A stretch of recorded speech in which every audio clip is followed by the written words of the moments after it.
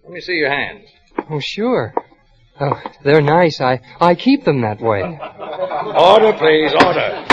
Yes, I see. They're long and smooth and white. I keep them this way. Mr. Smiley, you will find that lying does not help you in this court. Your hands may be, indeed, are everything you say. But they are certainly not the hands of a working man, least of all a dishwasher.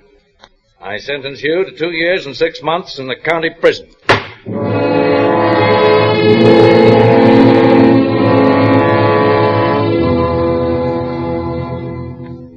I didn't blame the judge. I was there in the first place because of the woman. Only because of her, and I worked out my time with my hands.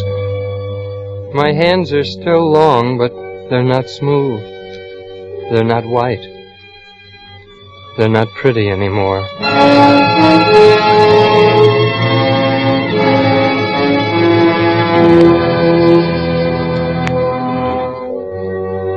It was November when I got out. Cold. Cold outside, and I was cold inside. I had no place to go except back to the Busy Bee Cafe in Curly. All the way back to town, I thought of Curly. His hands weren't like mine. They were short and stubby, but golly, they were good. The way he used them, I mean. Whatever he was doing. Slapping pie dough or handling a side of beef or choking the life out of a chicken. He was purely good. I walked into the kitchen. And there he was working. He didn't see me because I was behind him, but after a while he must have felt me because he jumped like he was shot. What do you want? I want my job back. What's your job? Smiley. Smiley, good Lord, man, I didn't Yeah, know... Curly, it's me. How about that job? Hey, you remember you ran out on me once. Yeah, I drew a blank. Yeah, you sure drew a big one. Hey, you look different somehow. Wait a minute. Your face. Your eyes, they changed, Smiley. Well, what did you do? Quit laughing? You might say that. You purely might. I changed.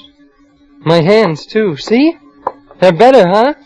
Yeah, they're not the same either. Hey, remember how you used to ride me about that hot water? And how I even bought rubber gloves once? Well, look. Look, Curly. Hot water. Now, that's hot. Now, watch. Hey, you fool, that's pure steam. Now, what are you trying to do, kill yourself? I'm just proving I'll keep the water hot. I don't need to worry about my hands now. Yeah, well, look, kid, you better have something to eat, huh? We'll talk about hot water later. Say, Curly, where are they? Well, laughing boy is that. Where you been, honey? Off on the bum? What's the matter with your happy friend, Curly? One of us hateful women take him over the high road? Why don't you say something, one of you? Smiley don't feel good cooking. Now, you better get back in front. We might get a customer. You don't want me around. That's all right with me. Smiley, what's with you? You haven't changed that much, have you? You and Cookie used to be... She reminds me of a dame. Well, why not? She is a dame. I've been in jail, Curly. Oh? A dame sent me there. Yeah? I don't like dames, Curly. I don't like dames.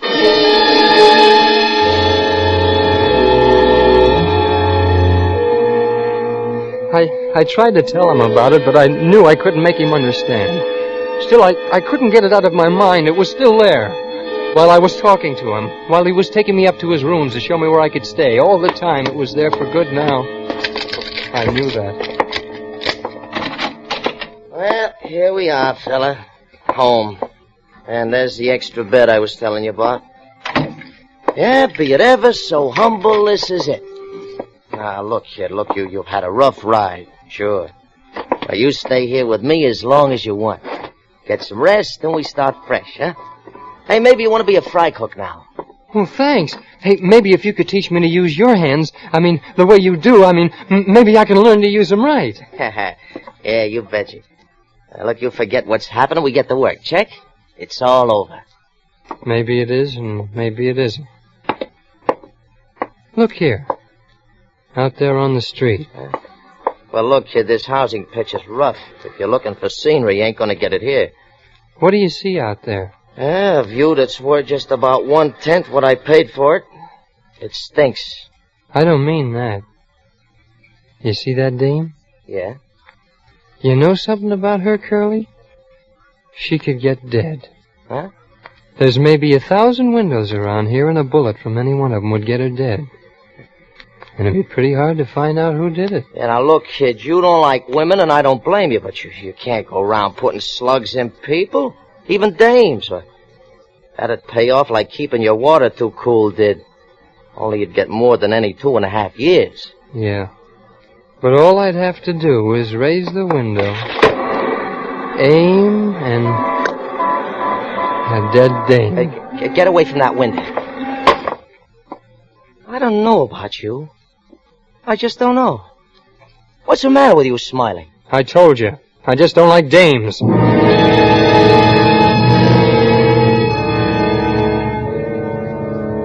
Curly's face was as white as a clean apron. He was mad a little and scared, but I still couldn't explain to him what it took me 2.5 years to figure. That a man works hard. And when he works, he's got some pay coming. All the time I was in jail, I knew I wasn't about to get a nickel for all the work of digging and shoveling and laying concrete. And the one thing I was proud of was ruined. My hands. And I figured to collect some pay for that work if it was the last thing I ever did. And I figured it out good. Just what the pay ought to be. 1 woman. 1 dead dame.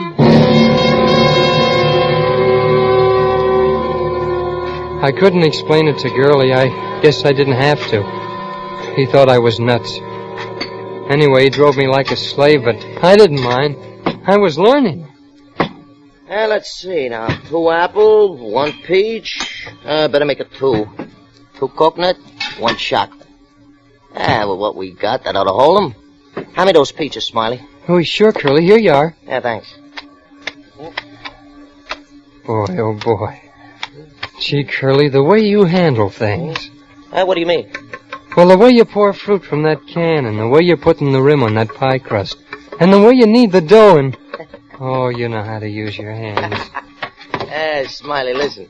Your hands are the most important things you got in the kitchen. You gotta learn to squeeze hard, and you gotta know just when to use the most delicate touch. Hands are important. Oh, I wish I could use mine the way you use yours, Curly. You're good. Yeah, well, it takes a long time, Smiley, but you'll learn. Your hands got strong when you were up. Yeah, what I mean is you'll learn how to use them, kid. Yeah. I get along all right, only... Only what? Cookie. Oh, you letting that dame get you down? Ah, forget it. I wish she was gone, Curly. I'm afraid. Good morning, gentlemen. The world can now be fed. Lovely Cookie has arrived. Yeah, fine. Well, you better get that front end lined up, chicken. It's time to open. Sure. Oh, Smiley, honey. Smiley, say hello to the pretty lady. Beat it. Smiley. Okay, Cookie, take off. Oh, Curly, Smiley didn't say good morning. My day will be ruined. Oh, nuts.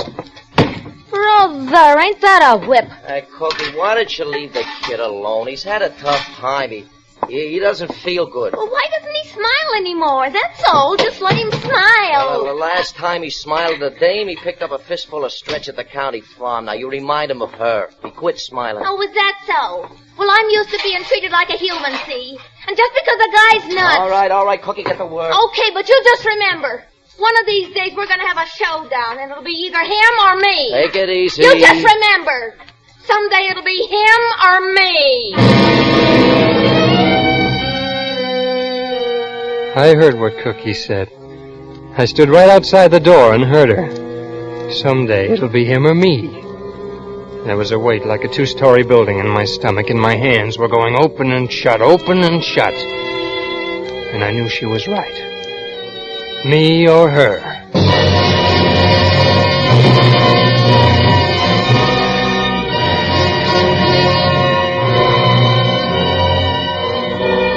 For Suspense, Roma Wines are bringing you Donald O'Connor in Smiley.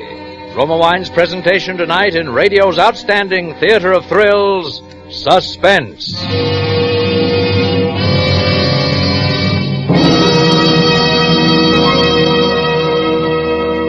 Suspense, radio's outstanding theater of thrills, is presented by Roma. That's R-O-M-A. Roma Wines. From the world's greatest reserves of fine wines. Have you ever thought how easy it is to turn a casual call by friends or neighbors into a delightful party? Simply set out some fruit, cheese or nuts, and delicious Roma California wine. Yes, these are the inexpensive ingredients of real enjoyment. The simplest occasion takes on a festive note when you pour better tasting Roma wine. So enjoy golden Roma Muscatel or glowing Roma port after dinner or whenever guests drop in. As you savor the mellow goodness of these delicious Roma wines, you will understand why more Americans enjoy Roma than any other wine. So, for an everyday family treat or for smart hospitality, serve better tasting Roma wines. That's R-O-M-A, Roma Wines, America's largest selling wines.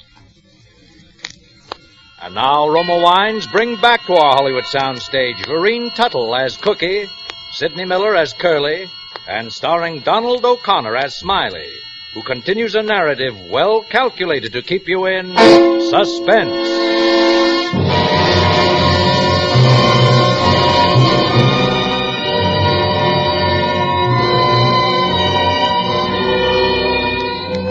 It added up.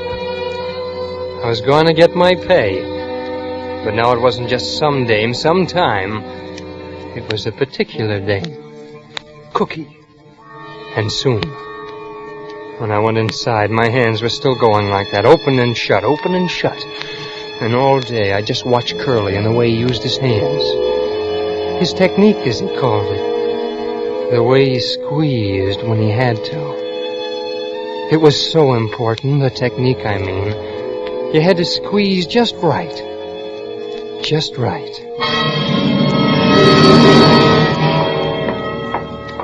Hey, Smiley. What are you doing, kid? Oh, I'm just squeezing mashed potatoes out of this bag. Making designs like you do on cakes. Ah, that's great, great. Well, what kind of design do you call that? Oh, it's just a hand, I guess. Hand? Oh, brother, that hand couldn't do much. Look how fat you got it up at the thumb. Oh, that, I guess I squeezed too hard. Smiley, you'll be all right, kid. You stay with it. Well, laughing boy's growing up. Is little Smiley going to be a pastry cook? Lay off the kid, Cookie. Lay off, I told you. I know, Curly, I know, and I told you. Let the boy take care of himself. Yeah, Curly, take it easy. It's all right now. Well, how do you like that? It's all right. Gee, are we going to be friends now, Smiley? Well, we can try. How do you like this design, Cookie? That? Oh, well, it's okay. What is it? It's a hand. A hand? Yeah, a hand, he calls it. Oh, sure. See, these are the fingers here. They're awful long for fingers. Oh, I don't know. See? Look at my hand. My fingers are long. Yeah, they are. It's just that you don't notice. People don't notice dishwashers' hands. That's why I'm going to be a fry cook and a pastry cook. Then they won't be cracked and dirty like they are now. They'll stay soft. And strong, too, soon as I get to be a cook. Sure they will, Smiley. Yeah, well, now that you two are very lovey-dovey, how about breaking it up, huh? I want to get home. You mean you really go home when you're through here? Well, of course I go home. Where do you go? Oh, lots of places. Tonight I got a date with Johnny Mack, the singing sensation out at the Natural Pass. I gotta go out there and meet him. The Natural Pass? Yeah. That's a joint at 7-Eleven Green Grove. 7-Eleven Natural Pass. Yeah. Get it? yeah, get it. What kind of guy is he? You gotta go to him. Oh, he's working. He can't come in here. He must have appeal. You ain't kidding, brother. How do you get out to this joint? You hitchhike? You kidding? I take a bus to the end of the line, call a cab from the drugstore, and go on out. Oh.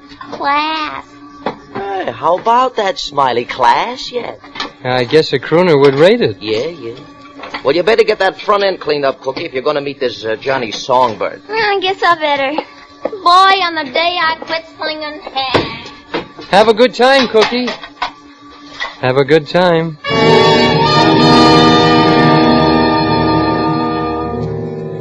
It would all depend on why you quit slinging hash. Being glad about it, I mean. When an idea puts a saddle on your brain and starts riding it, it's purely funny how many other ideas it picks up. Like Cookie going to the natural pass.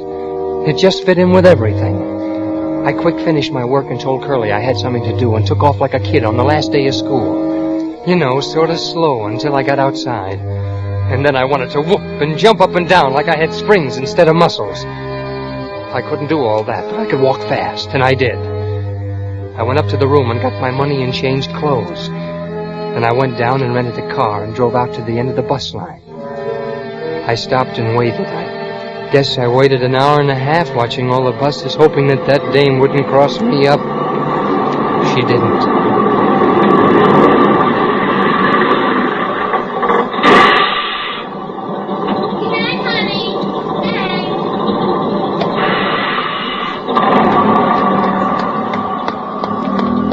Cookie! Who is it? It's me, Smiley. Oh.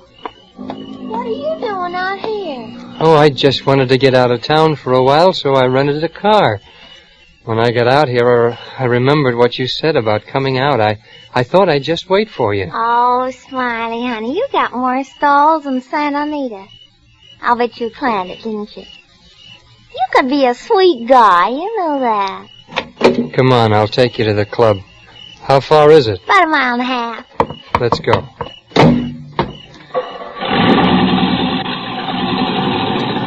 I guess you could be a sweet guy. I guess I added you up wrong. It's possible. You're a funny guy, Smiley. You think so? Yeah. I don't quite get you. You're making cracks again. No, I'm serious. Really, I am. You don't smile like you used to, and usually you seem so... Well, anyway, I didn't expect this from you. I lost the smile, I guess. Maybe for good. The way you're always talking about your hands. What about my hands? Well, you make like they're the most important things in the world. And they're not, is that it? Well, it's according to how you look at it, I guess. Now, look, Smiley, no passes. No. No passes. I wanted to hear this. You said... Why, I didn't say nothing just about your hands. I remember. You said they aren't important. Well, not exactly. They're kind of nice. They're form good, if you know what I mean. But after all, they're just hands like anybody else's. No. They're good hands, and since I came back, I've learned how to use them right. Yeah, Smiley, yeah, but they're more important things than hands. Yeah? Yeah. Women, for instance. Women. Yeah. That's a laugh. Cookie, do you know why my hands are rough and red now? Do you know why I don't smile? Women. Ah, Smiley, I've been around. I know how you feel.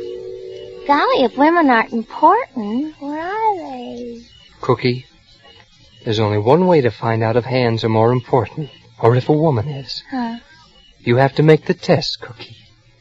What's more important? You said no passes, Smiley. I'm not passing, Cookie.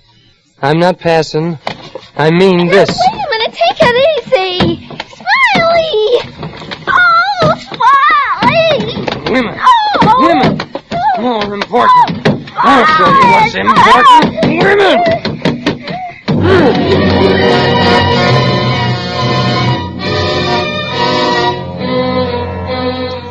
Payday. For 2 years in jail, one dead dame. The whole world changed. For a minute, my hands were going open and shut like this. My technique was perfect. Absolutely perfect. They weren't satisfied, my hands, but they'd have to get used to it. All I wanted inside like was payday, and this was the day. I looked around to be sure no cars were coming. I took her out of the car and dragged her into the bushes where she wouldn't be found for a while. I left her there. I felt good. Purely good. Like I'd worked very hard for something and finally got paid. All debts were paid. Everybody, including Smiley, was even with the world. It was wonderful. Just plain wonderful. The only thing was I couldn't tell Curly because even though he'd understood the technique part of it, the rest of it was something he wouldn't get. But could he have seen me use my hands, he'd have been proud. I know it. I took the car back to the U Drive, paid the man, collected my deposit, and went home. It was still early, and Curly was up. Oh, hi. Where'd you go, kid? Oh, just around. I got some fresh air. I didn't think you'd be up. Yeah, sure. It ain't late. Well, maybe I'd better get to bed, though. Big day tomorrow. Okay, I'll be with you in a minute. Hey, Smiley, I've been thinking. That you should maybe move over to the stove, huh? Oh, swell. I won't have to work in hot water anymore. What's that? Oh, no. I'll get another pearl diver. You can come over with me. Hey, look at you. What's the matter with me? Well, nothing. I just noticed you're making with the eyes again, the way you used to. What happened, fella? I don't know. I didn't think about it. Why? Well, this is wonderful, yeah? I'll bet Cookie will be surprised to see you. Cookie? Yeah, sure. One of her beefs is you don't smile. Dames don't like you to be grouchy. Wait till she sees you like this. Yeah. Who could that be this time of night? How do I know? Mr. Smith, oh, you're him. Hello, Mr. Smith. Smythe, not Smith. I'm from the U Drive. When you brought the car back tonight, you left this pocketbook in it. Had 15 fish in it. Thought the lady might want it. Oh, yeah. Thank you very much. Forget it. Come see us again. Hey, what's this? A U Drive yet? A dame's purse. You were on the town, weren't you? Yeah, I guess so. I'll give it back tomorrow. Yeah. Who is she? Do I know it?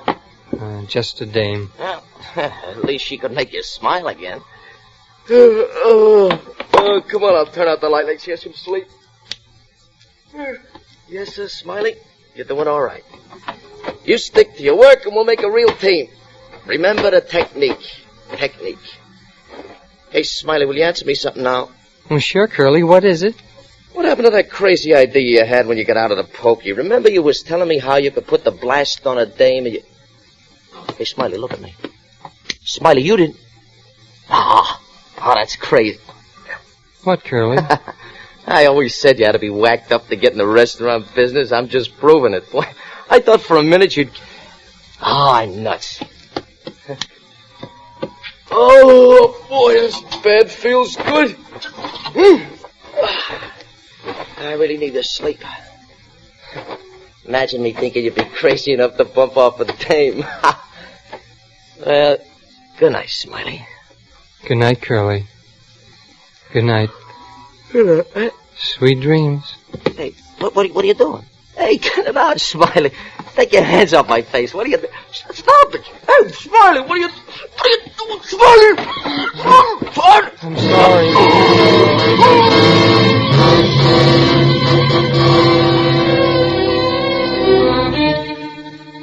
Oh, I didn't mean to do that. I hadn't planned on it at all. I didn't want to hurt Curly. He was my friend. We were going to go places together, him and me. I was learning his techniques. And then I got scared and did that. All on account of a woman. Every bit of it. It was a woman who started it. If it hadn't been for her, I wouldn't have had to show my hands to that judge. And he wouldn't have looked at them, and maybe he wouldn't have sent me up. My hands. Look at them. They're back in condition. I've had over 6 months to sit here and do nothing. Just watch Pop out there pace up and down. He's been keeping track of the days for me. He told me this morning, 2 more days, son. 2 more days. Just 2 more days. I wish it was longer. My hands are so pretty again. And now they're strong. And they got a lot of technique. If I was out there, no telling what I could do with hands like these.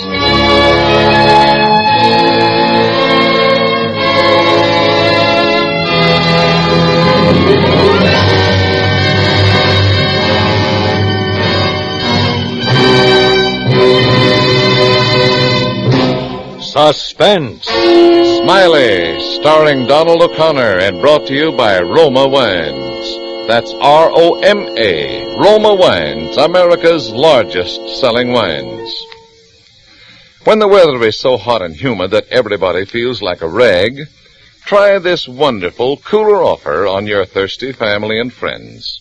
A tall, refreshing Roma wine and soda, made with better tasting Roma California wine.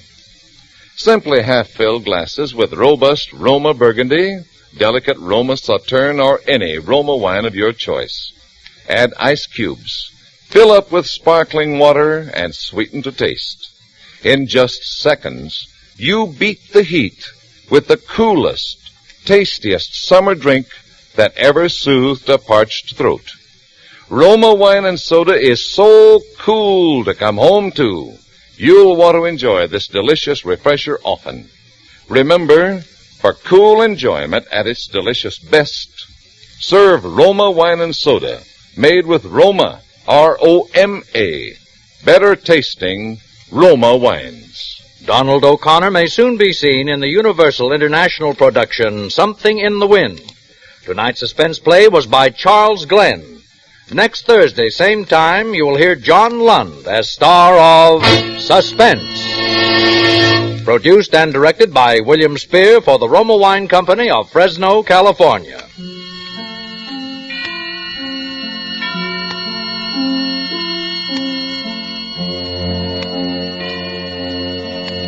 This is CBS, the Columbia Broadcasting System.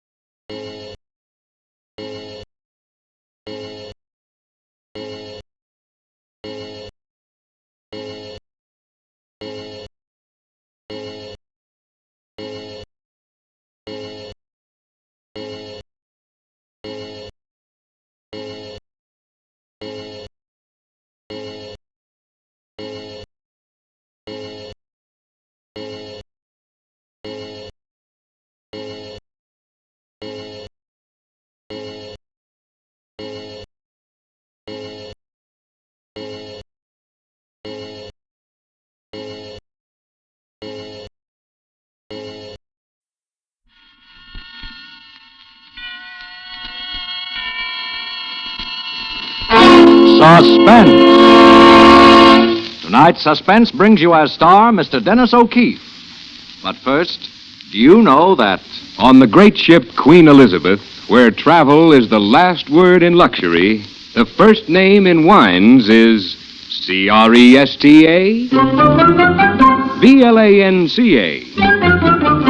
Cresta? Blanca. Cresta Blanca. Cresta Blanca. Yes, the best serve Cresta Blanca California wines from the finest of the vines. And whatever the occasion, there's a magnificent Cresta Blanca selection to bring rare pleasure to the most discriminating taste. So, distinguish your diners. Pour Cresta Blanca Burgundy, Cresta Blanca Sauterne, or any Cresta Blanca table wine, and enjoy the best. Shenley's Cresta Blanca Wine Company, Livermore, California. And now, Shenley brings you radio's outstanding theater of thrills, Suspense. Presented by Roma Wines, that's R-O-M-A, Roma Wines of Fresno, California. And starring Dennis O'Keefe in The X-Ray Camera, a suspense play produced, edited, and directed for Shenley by William Spear.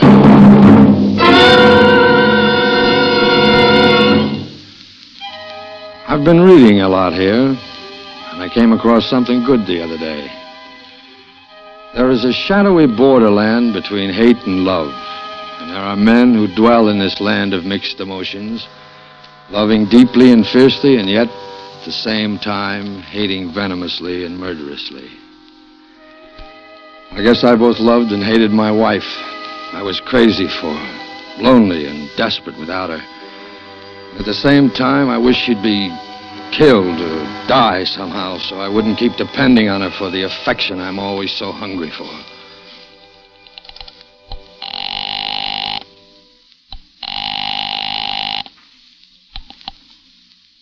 Hello? Hello. Hello, Anna. Anna, this is Johnny. Oh. What do you want? I told you not to bother me. Oh, now listen, Anna, I've got to see you. Oh, I don't want to see you, Johnny. If I told you once, I told you 100 times, don't phone. Yes, I know, but now wait, this is important. I must talk to you, Anna. Just let me talk to you. Oh, Johnny, listen. Now, listen, please. Let me see you for just a few minutes. Saturday night. After that, if you still want me to stay away, I will. I'll never bother you again. That's what you always say. Oh, listen, honey, won't you? Just let me talk to you. If it's no go, I'll let you have that divorce. All I want is 10 minutes, that's all. You on the level? About the divorce? Yeah, sure. All right, Johnny. Come over at 7 o'clock Saturday, but I might as well tell you now you're wasting your time. If you think Why can't you be reasonable about it, Anna? You know, you Save and I your could... breath, Johnny. You want to see me? All right. I'll see you. 7 o'clock Saturday. Goodbye.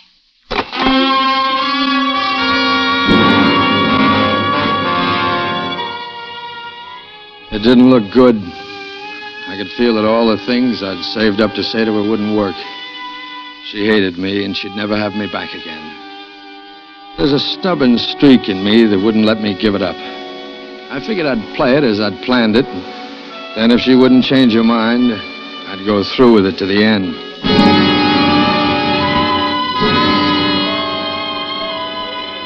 Late Saturday afternoon, I went down to Hooper's department store and sauntered over to the jewelry counter. Yes, sir? I'd like to see a wristwatch. Ladies' wristwatch, please. How much would you like to spend? Oh, I don't know, about 200 or so. Oh, well, here you are. 17 jewel movement, 14-karat white gold case set with 10 small diamonds. It's very pretty. And it's reduced from $349 to $225. Say, that's pretty classy. Some girl's going to get a mighty nice surprise. Huh? You like it? Like it. I love it.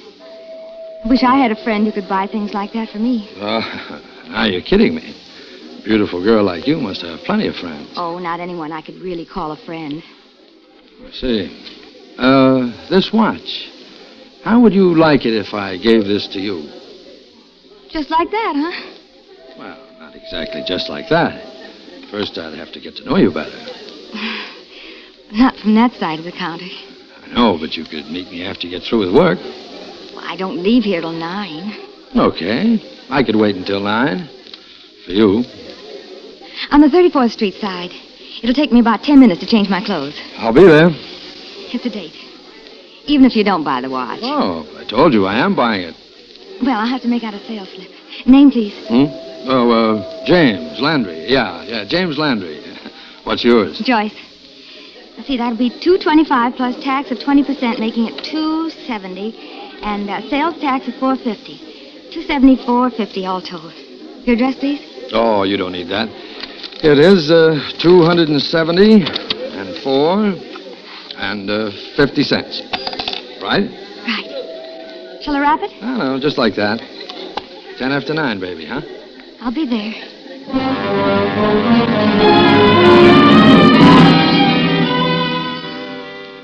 Yes, the chances were I would be there. I didn't hold out much hope that Anna would listen to me. If she didn't, well, why not? This Joyce girl was quite a kid. Tall, slim, terrific eyes, pleasant smile. Sure. Why not? And besides, she'd work right in with the whole thing. She'd work in swell. I had plenty of time before 7 in my appointment with my wife, so I wandered through the shop. Even bought myself a new robe. After all, you might want to impress someone. I had the robe sent home, and then I dropped into Patty's Clam House. When I'd finished coffee, it was time to take the BMT to Anna's. I got there just at 7. It was a little awkward at first, but after a while I got through it. Oh, I tell you, Anna, this last year's just been awful. Oh, you know I'm still crazy about you, and every hour we're apart just makes me feel worse. Is that all you have to say, Johnny? No, let me finish. I admit I've been a heel. I've done everything wrong. You were perfectly right to leave me. All I can say is I'm sorry, and that it won't happen again. Oh, no, Anna, really, I'll turn over a new leaf. You take me back and you'll see. I promise you'll never have any reason to complain. Johnny, you know it'll never work out. Oh, but it will. You've given me your word dozens of times, and always it's the same. I just can't take that sort of thing anymore. I can't. You can't be happy living alone like this in a furnished room, eating out. I still have the apartment.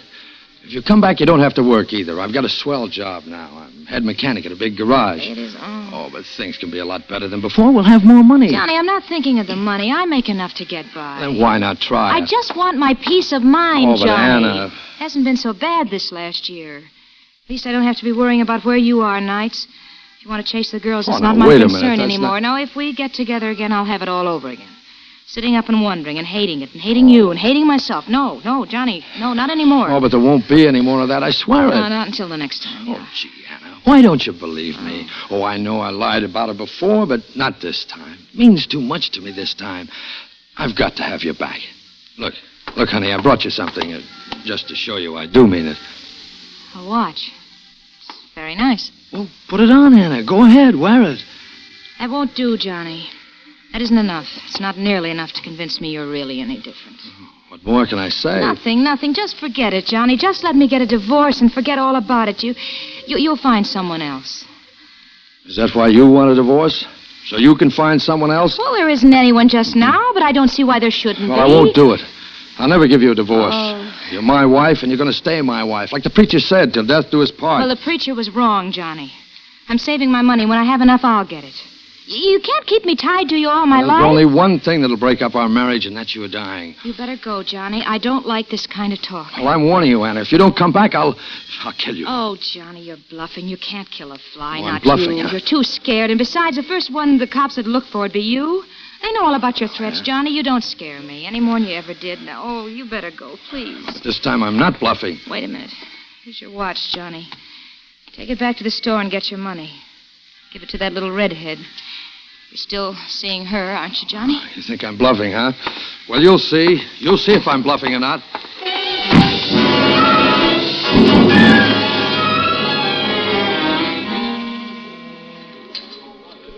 You know, Mr. Landry, I was sure you wouldn't show up at 9 o'clock. Yeah. What made you think that? Well, I thought you were giving me a line. Anyone who buys a watch like that must have a girl. Well, I still have it in my pocket. Gosh, then you weren't kidding. Well, why should I kid you, sister? You're too pretty to kid. But you can't mean you're going to give it to me. Sure, why not? If I feel like it. What business are you in? You're not a racketeer, are you? Matter of fact, I'm on the other side of the fence. What do you mean? I'm a private eye. A private eye? Oh, gosh, this is thrilling. Imagine me knowing a real detective. Well, just keep it under your hat. It doesn't do for people to know my business, you know. Makes it harder to tail a crook. Oh, you must have so many exciting things happening to you. No, it's all in a day's work. Are you working on a case now? Are you trying to solve a murder? I'm trying to get the goods on a jewel thief. Really? Yeah. This gal, she works for a big diamond cutting firm. The firm hired me. And she's been stealing diamonds? We think so. Well, then why don't you arrest her? My goodness, if someone is stealing diamonds... You can't just haul her in. You've got to get the goods on her first. Well, I should think that would be easy. To search her. We arrest her and find nothing, and we can get sued for false arrest. Even if she's a crook? Sure. You got to have the proof first. And I'm out to get it. But how? Can I trust you not to talk? Why, Mr. Landry, you know you can. Jim. Oh, sure, Jim. But tell me about it. Well, you see, there are a lot of things in detective work that crooks don't know about. For example, and this is a secret, remember, we have an X-ray camera. An X-ray camera? What for? Well, suppose we want to see if someone has something hidden in his clothes, you know, a gun or something. Oh, my goodness. Take a picture with this X-ray camera, and we know. And then you can use that camera to tell if this woman has the stolen diamonds on her, huh? Sure, only I can't do it. Why not? I can't get close enough to her. She knows me. Every time she sees me, she ducks. Oh. You see, you got to stand real close with that camera, else it doesn't register. Well, then why don't you hire someone to take the picture? Someone she doesn't know. You can't trust anybody. This camera is so secret that you can't let a stranger handle it. Well, get someone you can trust. What am I going to do? Advertise in the papers for someone I can trust? How would I know I can trust anyone who answered the ad? You could trust me. I could do it for you. Oh, yes, but I wouldn't ask you to. It's dangerous work. If a gang ever found out, they might rub you out. Would they have to find out? I could just slip up behind her and take the picture and nobody would know. Unless, of course, they saw the camera. Well, I wouldn't have to see it. I could hide it in a box or something. There you are. I could do it. Oh, but you have a job. I'll take a day off. You know, that's mighty nice of you. You know, it would mean quite a lot to me. Oh, I'd love to do it. Well, I'd get a big fee if I could get the goods on it. And, of course, I'd pay you for your time. Oh, you wouldn't have to pay me. I'd do it just for friendship. Okay, then. Okay, it's a deal. And just to show you how I feel about it, here. Wrap this around your wrist. The watch. Oh, Jimmy, you don't have to give it to me. Take it, honey. I want you to. Well, anything you say, Jimmy. You're the boss.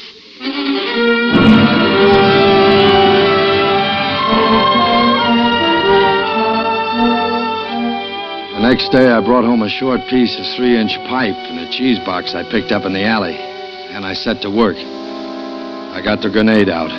It was a grenade that my cousin Ed gave me when he came back. I used to show it around and say it was a war souvenir I'd picked up in Berlin, although I never got near Germany. In no time at all, I had everything assembled, and I got some wrapping paper, the paper my robe came wrapped in from Hooper's. It was a good double thickness, and I made a neat package of it, tying it securely with string. Through a tiny hole in one end, I left the cord attached to the firing pin stick out of the box. It was going to be kind of tough on Joyce. When that cord was pulled, something was going to happen. And I didn't want to be around when it did.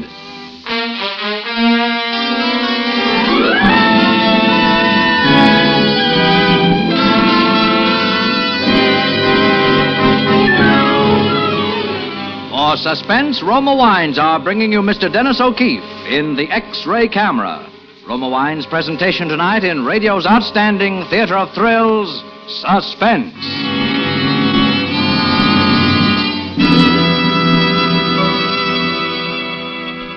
Suspense, radio's outstanding theater of thrills, presented by Roma Wines. That's R-O-M-A, better tasting Roma Wines, from the world's greatest reserves of fine wines. This is the season when the grunt of the pigskin is heard on gridirons from coast to coast, and that's the signal for friendly get-togethers after the big game. Well, here's a timely suggestion on how to have fun, yet do it inexpensively. Serve guests delicious Roma California wine. To add warmth to your welcome, serve glorious nut-like Roma sherry or hearty red Roma port. And especially if the home team wins, what better way to celebrate than with bubbling Roma champagne, a sprightly dry bulk processed sparkling wine. Yes, there's a Roma wine to delight every taste, on every occasion. So buy Roma Wines. That's R-O-M-A. Roma Wines tomorrow. Discover for yourself why Roma Wines are America's largest selling wines. And now Roma Wines bring back to our Hollywood soundstage Dennis O'Keefe as John Lawrence, with Kathy Lewis as his wife Anna and Lorene Tuttle as Joyce in the X-Ray Camera, a play well calculated to keep you in suspense.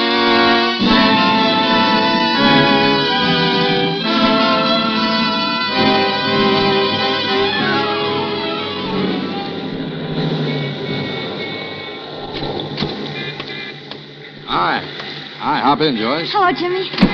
Oh, I'm so excited. Did you bring the camera? No, not this time, kid. We don't work that fast. But I took the afternoon off specially. Yes, I know you did. But first we have to do some groundwork. Oh. Later, when we take the picture, you'll have to take another afternoon off. All right, I can do that. What do we do today? Well, I'm going to park the car on the street near this diamond cutting firm. It's down here on Fulton Street. We'll sit in the car until she comes out. Oh, then you'll put the finger on her. That's one way of saying it. You see, I don't want her to see us together. Give her ideas. Oh, I know that. She walks up the street to the BMT. You follow her. You mean I tailor? That sounds more professional. Uh-huh, yeah. You tailor. Stick close by just as if you had the camera. Here, take this dummy package I made up for you. What's in this? Nothing. It's just a box wrapped in paper. The camera's real heavy, but this is just for practice. I see. When you get into the subway, you stand right next to her. Well, suppose she gets a seat. Not at 5 o'clock, she won't. You just make sure you're right behind her. Oh, I'll stick to her, all right. Don't you worry about that. And then you hold the camera like this, the long way, see? Try to hold it steady and pull on this cord I have attached to the inside. What's that for? Well, it trips the shutter on the camera in the box. You see, the camera's all wrapped up, so in order to get at the shutter, I had to tie a cord to it. Oh, I see. Will the camera take a picture from inside the box? It's an X-ray camera, isn't it? Oh, yes, of course, I forgot. And it'll take about 15 seconds for the exposure to be made. You better wait till you're going through the tunnel to Brooklyn before you take the picture. That way, you'll be sure people won't be shoving you, getting in and out of the train. I understand. Then I'll meet you in Brooklyn. You get off at Court Street, and I'll meet you in the St. George Hotel lobby. It's very simple. All you gotta remember is to hold the camera still during the 15 seconds it takes to expose the film. Oh, of course, I'll hold it right between us. That's a girl. You're real smart. What time is it? It's just 5 after 5 now by my very favorite watch, which a beau of mine gave me. And there she comes out of that door. You see her? She's walking up the street. The girl in the blue hat. Oh, I see her. Go on, get on her tail. I'll see you in Brooklyn later. Leave it to me, Jim. This rehearsal is going to go just perfect. Goodbye. Yeah, goodbye, honey.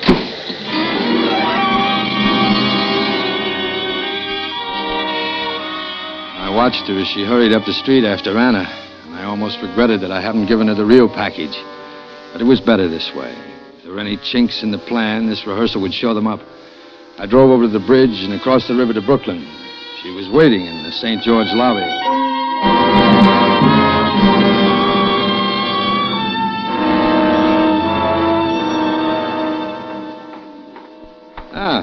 How did it go? Swell. I could have held it still for 2 minutes instead of 15 seconds. She was pushed into a corner right in front of me. No hitches? No, nothing. She didn't even complain at the box pushing into her back. Mm-hmm. She's awfully pretty, Jim.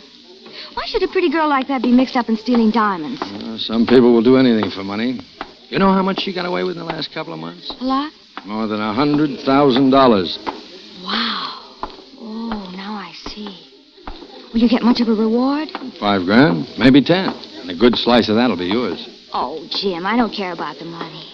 I'm doing this for you. I know, kid. And don't think I don't appreciate it. Now, about the real job. You think you can get off in the store at 4 on Friday? 4 o'clock it is. Great, great. And a little after 5, someone will be in for a mighty big surprise.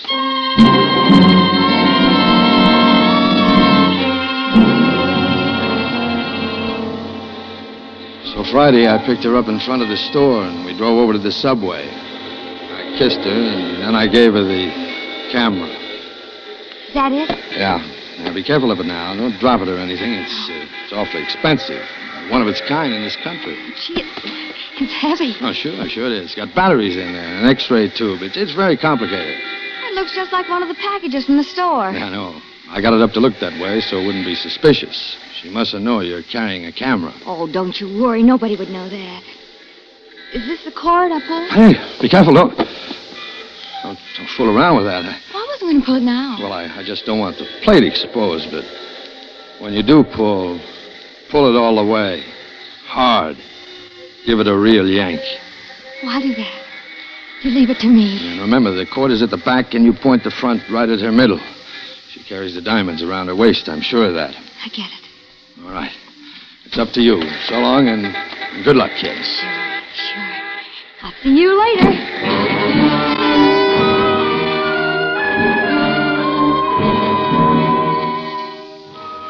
I went back to the garage. I hoped I'd get in without the boss seeing me, but old Eagle Eye wouldn't miss anything. Where you been, Johnny? Me? I was out for a cup of coffee. Did you have to get out of your coveralls for that? Go on, get back on the job. I promised that green convertible for tomorrow morning. Now, don't worry about it. I've only got about another half hour's work on it. I'll finish it up. Okay, let me know when it's done. Sure. You'll know when it's done.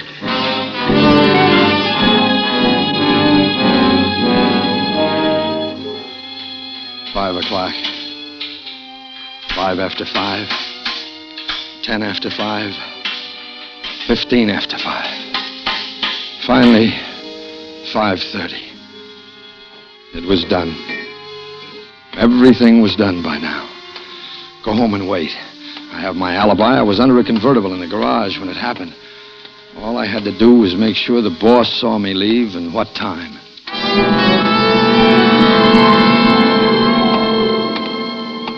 Finished that job, Mr. Granger. Oh, that's fine, Johnny. Of course, you'll be paying me overtime. Got a half hour's overtime coming. Overtime? Like the devil I will. I didn't ask you to stay overtime. Oh, yeah, but you wanted the job done, didn't you? Sure, but not on time and a half. It's only a half an hour. Half an hour? No half an hour. No overtime. Okay. Have it your way. Next time you quit at 5 like everybody else. So long, Johnny.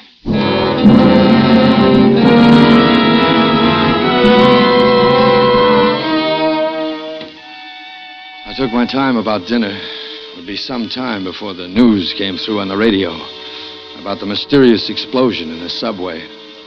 When I reached home, there was a letter waiting for me. I started to shake when I saw the handwriting. It was from Anna. Dear Johnny, I'm sorry I spoke to you the way I did. You had good reason to get angry, and I know you didn't mean what you said. I've been thinking it over, Johnny, and maybe the preacher was right, and we should try to make our marriage stick. If you really meant what you said about turning over a new leaf, call me, Johnny. We'll talk about my coming back. I've always loved you, Johnny, in spite of everything, Anna. I broke out in a sweat. I don't know what I hoped or thought. I grabbed for the phone. I couldn't wait for the news to come through on the radio. I had to know.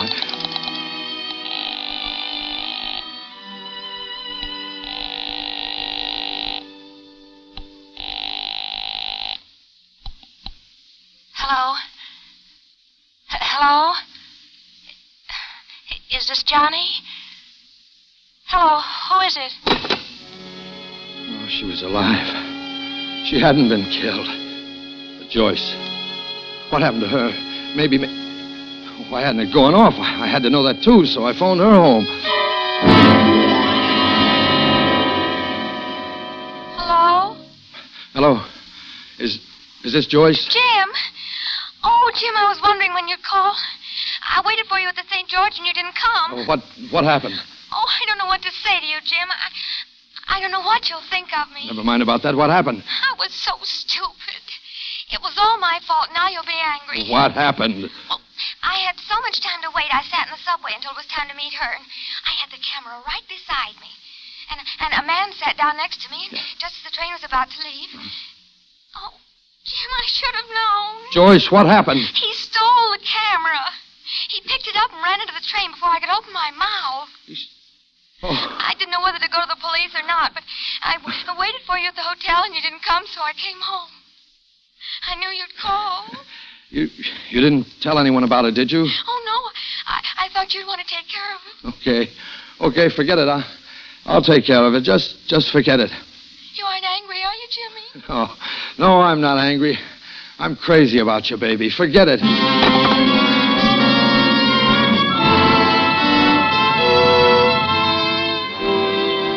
Oh, for once, luck was with me. I could thank my lucky stars that there was one chink in the plan. Something I never could have foreseen.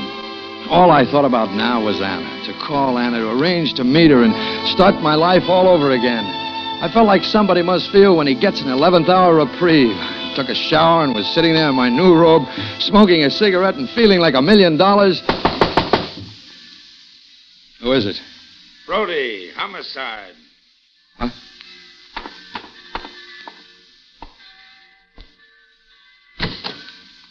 What did you say?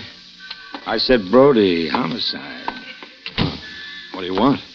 About a guy who was killed today, a pickpocket and sneak thief named Mickey Rafferty. You know him? How should I know him? Yeah, something in that. How should you know him? I guess you didn't want to kill him, did you? I didn't want to kill anybody. I don't know what you're talking about. Where were you at 5 o'clock? Working. I was at the Nemo garage. Why? I see. Who were you trying to kill, punk? Come on, talk. Why did you make that nice little bomb? I didn't make any bomb. I don't know a thing about any bomb. Okay, maybe this will refresh your memory. What is it? Well, look at it. It's a sales slip. Sold to John Lawrence, 185 East 45th Street, one robe, $19.50. Deliver. I guess it's that pretty one you're wearing now, huh? Where did you get that sales ticket? It was between 2 sheets of wrapping paper on that homemade bomb you fixed up. Made it very easy for us, Bud. All we had to do was to deliver the package again. And this time it's got a new suit for you, Johnny. A nice suit with stripes.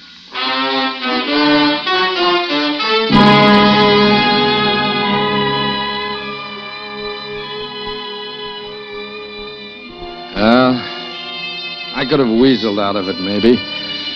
But Joyce testified against me. She was sore when she heard about what that X-ray camera really was that she'd been carrying around. Anna's mad, too. I guess that's natural. That's the way people are. Oh, it certainly is lonely here without dames. You'd think one of them would forget her grudge and come up and see a guy that's only got a few more weeks.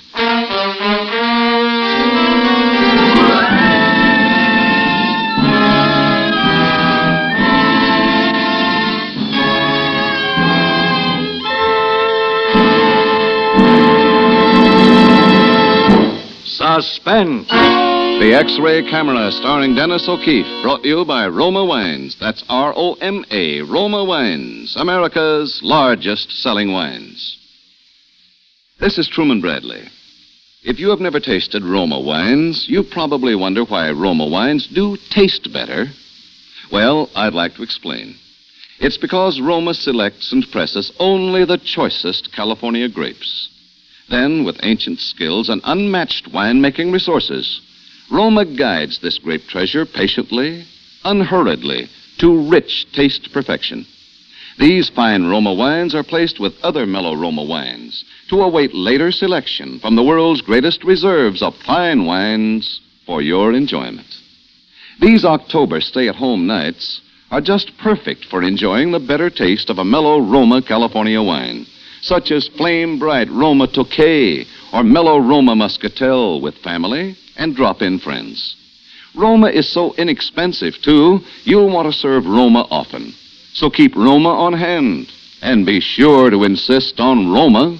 That's R-O-M-A, Roma Wines, America's favorite wines. Dennis O'Keefe may soon be seen in the Seymour Nebenzahl production, Atlantis. Tonight's suspense play was by George and Gertrude Fass. Next Thursday, same time, you will hear Miss June Havoc as star of Suspense.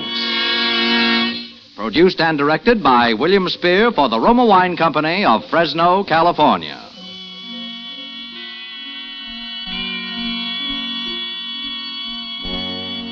In the coming weeks, Suspense will present radio's Henry Morgan, Lucille Ball, and others.